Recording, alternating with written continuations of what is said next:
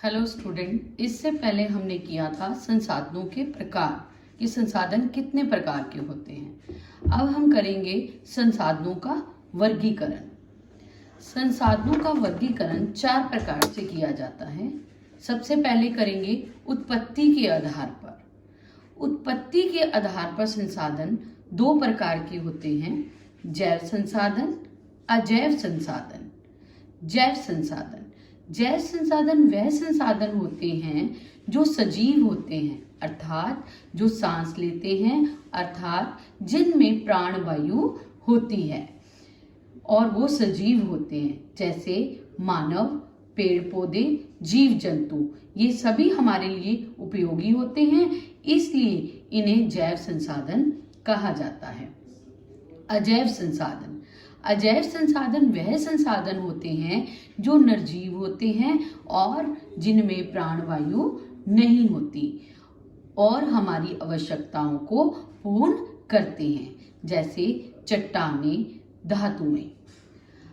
अगला प्रकार है स्वामित्व के आधार पर संसाधनों का वर्गीकरण। स्वामित्व के आधार पर संसाधन 4 प्रकार के होते हैं। सबसे पहले निजी संसाधन। निजी संसाधन वह संसाधन होते हैं जिन पर हमारा व्यक्तिगत रूप से अधिकार होता है। हम उसे जब चाहे बेच सकते हैं या खरीद सकते हैं, उन पर हमारा ही अधिकार होता है। जैसे गांव में हमारी भूमि, जिसके बदले में हम लगान सरकार को चुकाते हैं। शहरों में जैसे मकान, दुकान, फैक्ट्री, ये सब निजी संसाधन कहलाते हैं। अगला आता है सामुदायिक संसाधन। सामुदायिक संसाधन वह संसाधन होते हैं जिस पर पूरे समुदाय का, अर्थात पूरी कम्युनिटी का अधिकार होता है, उसे सामुदायिक संसाधन कहते हैं। उनका प्रयोग हर व्यक्ति कर सकता है, जैसे शमशान भूमि, सार्वजनिक भूमि, खेल के मैदान, तालाब, नदियां, कुएं, ये सब सामुदायिक संसाधनों के अंतर्गत आते हैं। राष्ट्रीय संसाधन वह संसाधन होते हैं जिन पर एक राष्ट्र का अधिकार होता है, अर्थात राष्ट्र की संपत्ति में आने वाले सभी संसाधनों को राष्ट्रीय संसाधन कहते हैं। ये वो संसाधन होते हैं जिन्हें हमारी सरकार हमारी सहूलियत के लिए बनाती है, जैसे सड़कें, नहरें, रेल मार्ग, ये सब राष्ट्र की संपत्ति होते हैं और इस पर राष्ट्र का ही अधिकार होता है। चौथे नंबर पर आते हैं अंतर्राष्ट्रीय संसाधन। अंतर्राष्ट्रीय संसाधन वह संसाधन होते हैं जिसमें कि हमारे समुद्र जो हैं वो सभी राष्ट्रों के लिए खुले होते हैं। इन समुद्रों के माध्यम से प्रत्येक राष्ट्र अपना व्यापार कर सकता है और उनका प्रयोग कर सकता है, अर्थात पूरी अंतर्राष्ट्रीय कम्युनिटी का उस पर अधिकार होता है। इसे अंतर्राष्ट्रीय संसाधन कहते हैं, जैसे समुद्र। अब हम तीसरा वर्गीकरण करेंगे विकास के आधार पर।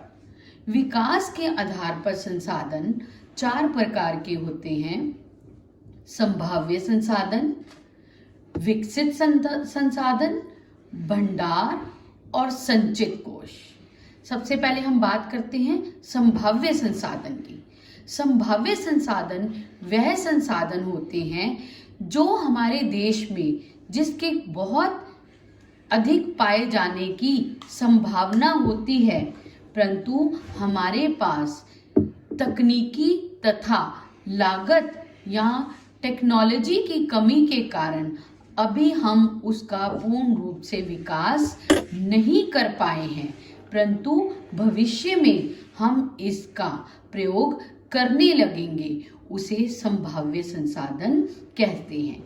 जैसे गुजरात में सौर ऊर्जा तथा पवन ऊर्जा के अक्षय भंडार पाए जाते हैं, परंतु अभी हम इसका पूर्ण रूप से प्रयोग नहीं कर पाए क्योंकि हमारे पास अभी तकनीक की कमी है। इन्हें संभाव्य संसाधनों में रखा जाता है। दूसरे नंबर पर आते हैं विकसित संसाधन। विकसित संसाधन वह संसाधन होते हैं जो हमने खोज कर चुके हैं और जिनका हम प्रयोग कर रहे हैं और हमारे पास वो सीमित मात्रा में है। जैसे कोयला, पेट्रोल के भंडार। हमने ये ज्ञात कर लिया है कि हमारे पास कितने कोयले तथा पेट्रोल के भंडार हैं। इन्हें विकसित संसाधन कहा जाता है। भंडार वह संसाधन होते हैं जो हमारे पास अभी है तो है और भविष्य में इनका प्राप्त होना भी बहुत अक्षय मात्रा में है, परंतु हमारे पास टेक्नोलॉजी ना हो पाने के कारण अभी ये हमारे भंडार की श्रेणी में आते हैं। जैसे जल में हाइड्रोजन और ऑक्सीजन पाया जाता है, जो कि ऊर्जा का एक बहुत बड़ा स्रोत है, परंतु अभी हमारे पास हाइड्रोजन और ऑक्सीजन को अलग करने की तकनीक विद्यमान नहीं है, इसलिए ये संसाधन भंडार के वर्गीकरण में आते हैं।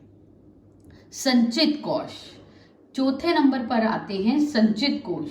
संचित कोश वह होते हैं जिनको हमने आने वाली पीढ़ियों के लिए बचा कर रखा हुआ है। जैसे जल के द्वारा हम विद्युत ऊर्जा का उत्पादन कर सकते हैं। इसके हमारे पास बहुत भंडार है, परंतु अभी हम इसका प्रयोग सीमित मात्रा में कर रहे हैं और आने वाली पीढ़ियों के लिए इसे बचाकर रख रहे हैं। इन्हें संचित कोश कहा जाता है। अब चौथे रूप में वर्गीकरण आता है समाप्यता के आधार पर या समाप्त होने के आधार पर। समाप्त होने के आधार पर संसाधन दो प्रकार के होते हैं, नवीकरणीय और अनवीकरणीय। नवीकरणीय संसाधन वह संसाधन होते हैं जिनका एक बार प्रयोग करने के बाद दोबारा प्रयोग कर सकते हैं, और अनवीकरणीय संसाधन वह संसाधन होते हैं जिनका एक बार प्रयोग करने के बाद हम दोबारा प्रयोग नहीं कर सकते, जैसे पेट्रोल, कोयला। इस तरह से संसाधनों का वर्गीकरण किया जाता है। जब हरियाणा बोर्ड के अनुसार जब ये प्रश्न पूरा इकट्ठा आता है तो ये लॉन्ग क्वेश्चन बन जाता है, परंतु जब हम इसे उत्पत्ति के आधार पर, स्वामित्व के आधार पर, विकास के आधार पर और समाप्यता के आधार पर करते हैं तो ये शॉर्ट क्वेश्चन बन जाते हैं जो हमारे प्रश्न पत्र में 3-3 नंबर के आते हैं। इस आधार पर हमारे ये लॉन्ग क्वेश्चन और लघु उत्तरात्मक प्रश्न कवर हो जाते हैं। धन्यवाद।